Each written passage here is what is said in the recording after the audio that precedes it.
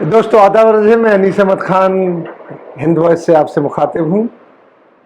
अब देखिए, हमारे पड़ोसी देश जो बांग्लादेश है, जिसको भारत ने ही पैदा किया है, एक किस्म से उसके इतने हौसले बढ़ गए हैं कि जो भारत में शिलान्यास हो रहा है राम जन्मभूमि पे मंदिर का, उसके ऊपर भी उसने ऐतराज़ उठा दिया है। ये बात हो गई है, इतने दिल खुल गए हैं लोगों के, और कहा है कि भारत कोई ऐसा कदम ना उठाए जिसके कारण दोनों देशों के संबंधों में खटास पैदा हो। यानी यहाँ पे राम मंदिर बनने का मतलब है वहाँ पे खटास पैदा, इसकी वजह देते हैं क्योंकि ये सद्भावना बिगड़ेगी, उनका ये कहना है। इस तरह टू नेशन थ्योरी की तरफ बढ़ रहा है भारत, वो कह रहे हैं।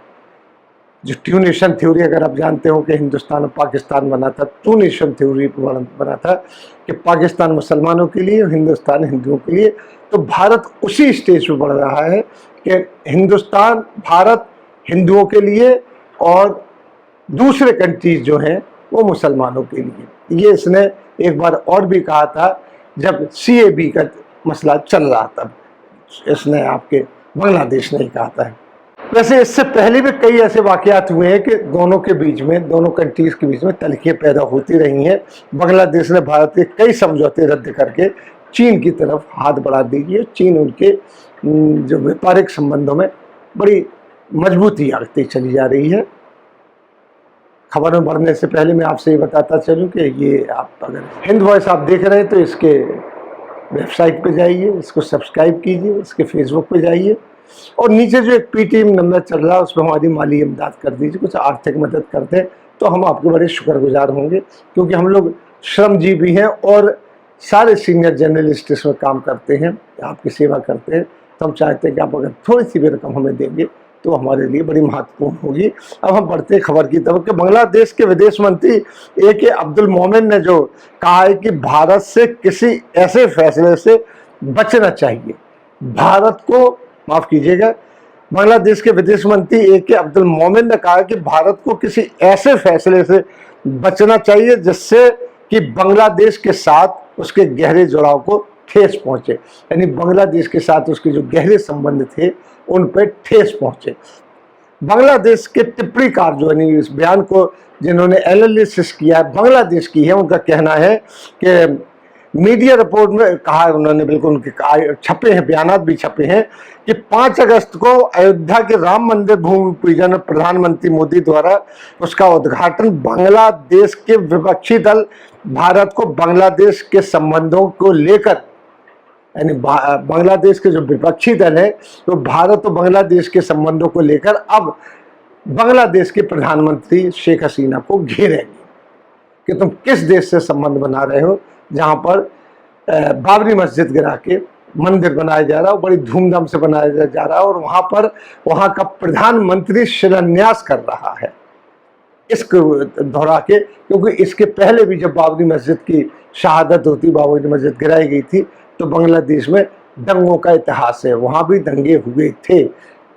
बंगाली वर्सेज हिंदू, बंगाली मुस्लिम वर्सेज हिंदुओं के दंगे हुए थे, ज़्यादा नहीं होते लेकिन थोड़े बहुत हुए थे, टेंशन बरकरार था वहाँ पे। यही बात बांग्लादेश के जो एनालिसिस्ट हैं उन्होंने जब ये राम जन्मभूमि के बारे में और मोमेन के बयान के बारे में ये बात कही, उनका कहना है कि भारत टू नेशन थ्योरी की तरफ बढ़ने लगा है। पहले नहीं था, वहाँ पे तो नहीं थी टू नेशन थ्योरी, क्योंकि इसके बारे में गांधी से लेके, नेहरू से लेके, मौलाना आज़ाद से लेके, सरदार पटेल से लेके, सुभाष चंद्र बोस से लेके सभी ने टू नेशन थ्योरी का विरोध किया था। सिर्फ जिन्नत थे जो टू नेशन थ्योरी को मानते थे, उसके साथ थे सावरकर जिन्होंने टू नेशन थ्योरी दी थी। ये 2 लोग मानते थे, बाकी कोई नहीं मानता था।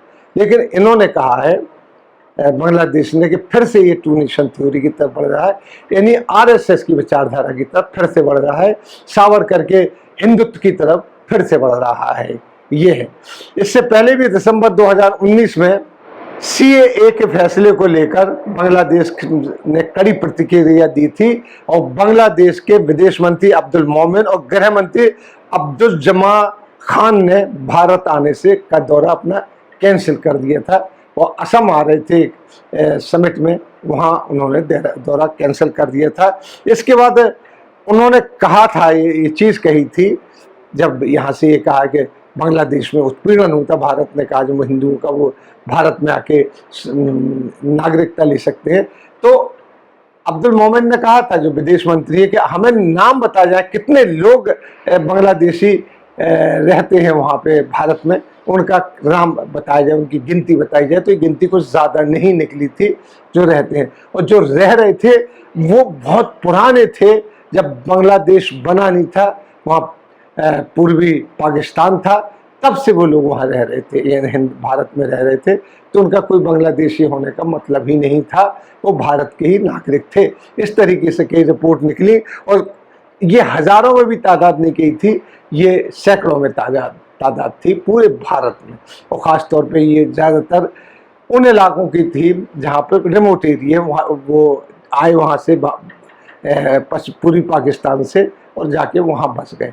वो बांग्लादेशी नहीं थे ना, अपने आप को बांग्लादेशी मानते थे वो लोग। मंदिर निर्माण के में विदेश मंत्री मोमेन का बयान जो ये जाहिर करता है कि जो खटास CAA के दौरान आई थी वो अब भी मौजूद है बांग्लादेश में।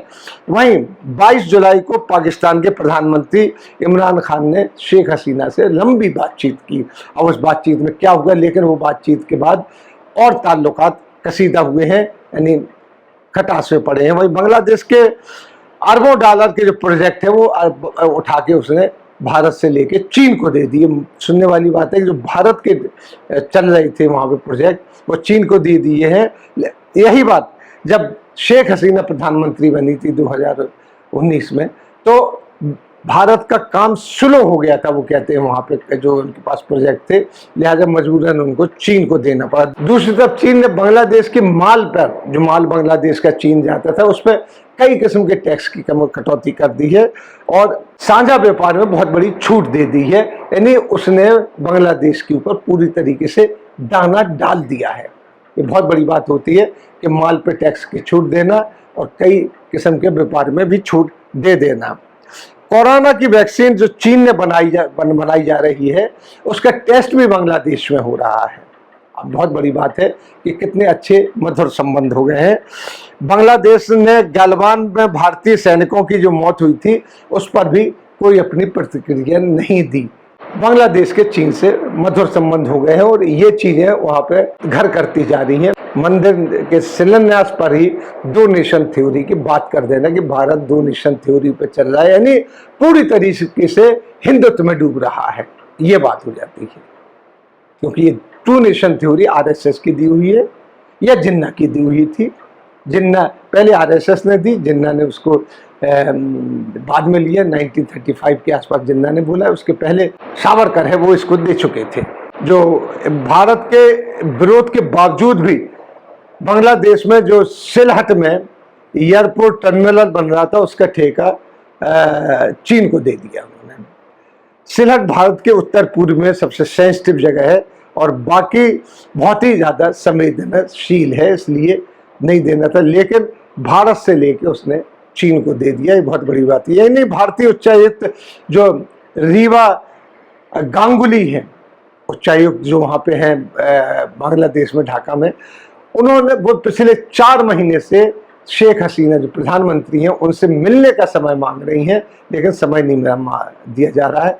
जबकि प्रोटोकॉल ये होता है कि जब कोई उच्चायुक्त मिलने का समय मांगे और पड़ोसी देश का जो कि बांग्लादेश से बहुत बड़ा है, बहुत पावरफुल है, तो टाइम देते हैं, लेकिन शेख हसीना नहीं दे रही हैं। तो उसका समय अपॉइंटमेंट मांग रही हैं, वो अपॉइंटमेंट भी नहीं दे रही हैं। यही बात आप देखिए कि शेख हसीना जब इस्लामिक कंट्रीज के दौरे पे थी, तब वहाँ पे गल्फ टाइम्स ने जब उनसे पूछा था CAA के बारे में, तो उन्होंने कहा था नहीं, ये भारत का अंदरूनी मामला है, लेकिन मुझे समझ में नहीं आ रहा था कि भारत क्यों कर रहा है। ये बात उन्होंने कह दी, ज़रूरत क्या पड़ी है भारत को ये करने की, इससे साफ उनका गुस्सा जाहिर होता है। लेकिन अब जो मंदिर का शिलान्यास हो रहा है, इसमें वहाँ के विदेश मंत्री, वहाँ के गृह मंत्री के बयान ये बात बिल्कुल साफ जाहिर करते हैं कि मामला बहुत आगे तक निकल चुका है। बांग्लादेश भी हमारे यहाँ से पूरी तरीके से छूट गया है। वहाँ आप देखिए नेपाल हमारे हाथ से छूट गया है, वहाँ भूटान हमारे हाथ से छूट गया है, पाकिस्तान तो हमारे साथ कभी रहा ही नहीं है, म्यांमार हमारे साथ नहीं है क्योंकि म्यांमार का दूसरी प्रॉब्लम है जिसमें भारत से अलग होकर वो चीन में जाके मिल गए, वहाँ श्रीलंका भी चीन के साथ मिल गया। तो चीन ने चारों तरफ से हमें इस तरीके से घेर लिया है। जैसे एक कहावत भी है कि हम अपने दोस्त तो बदल सकते हैं लेकिन पड़ोसी नहीं बदल सकते। पड़ोसी मनपसंद आप नहीं रख सकते, पड़ोसी तो पड़ोसी होते ही है, लिहाजा हमारे पड़ोसियों से ताल्लुकात खराब हो रहे हैं। तो ये बात डिप्लोमेटिकली कुछ बुरी सी लगती है और इसके ऊपर कोई कार्रवाई नहीं हो रही। हम अपने इंटरनल पॉलिटिक्स में सरकारें गिराने में इतने व्यस्त हो गए कि ये भी नहीं हम इस बात पे गौर कर रहे हैं कि बांग्लादेश जैसा देश हमारे उच्चायुक्त को मिलने का समय नहीं दे रहा है 4-4 महीने से, उसके ऊपर कोई प्रतिक्रिया क्रिया ये हमारे यहाँ नहीं हो रही है। फिर उसके हौसले बढ़ गए तो उसने मंदिर शिलान्यास पे भी अपने विचार देना शुरू कर दिए और हम खामोश बैठे हुए हैं। ये सोचने की बात है क्योंकि हम कहीं यहाँ वहाँ नहीं देख रहे हैं आजकल, हम यहाँ देख रहे हैं, यानी हमारी भाजपा सरकार जो है केंद्र में वो देख रही है कि हम कितनी सरकार गिरा के अपनी सरकारों में मिला सकते हैं। नहीं, इन्होंने कहा था कि भाजपा मुक्त भारत, अभी ये हो रहा है कांग्रेस युक्त भाजपा बनाने की तैयारी में है। इसी के साथ हम आपसे लेते हैं विदा, अगले में फिर हाजिर होंगे, तब तक के लिए दीजिए हमें इजाजत।